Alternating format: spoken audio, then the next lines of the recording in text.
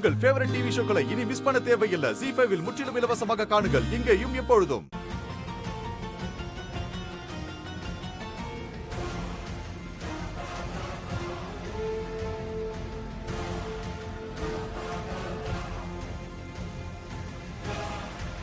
Feel பண்ணாத சீனு,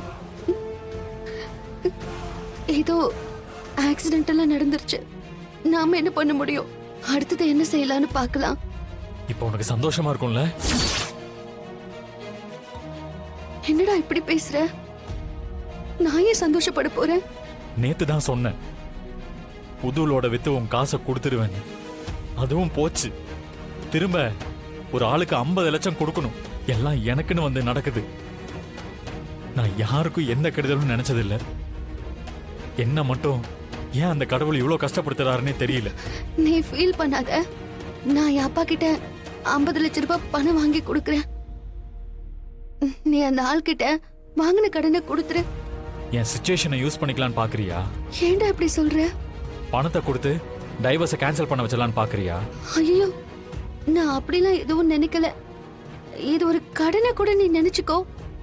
இங்க பாரு, முதல்ல அந்த ஆள் கிட்ட நீ பணத்தை கொடுத்துரு. அவன் ரொம்ப மோசமான ஆள்னு மேனேஜர் சொன்னாரு. பாரு, பிரச்சனை வேண்டாம். நான் பணம் வாங்கி தரேன், நீ கொடுத்துரு.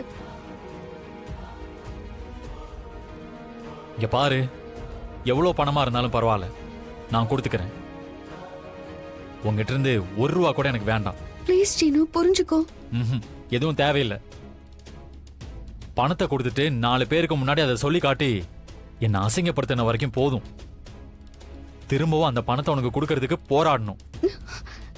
சீனு, ப்ளீஸ். அந்த 40 லட்சத்தை நான் எதுக்கு கேட்டேன்னு புரிஞ்சுக்கோ. உன்னை இன்சல்ட் பண்ணணும்னு என்னோட இன்டென்ஷன் இல்ல. வேண்டாம் மாயா, உங்ககிட்ட இருந்து கடனா கூட நான் எதுவும் வாங்க மாட்டேன். அந்த அளவுக்கு நான் ஒன்னும் கையால் ஆகாதவன் இல்லை.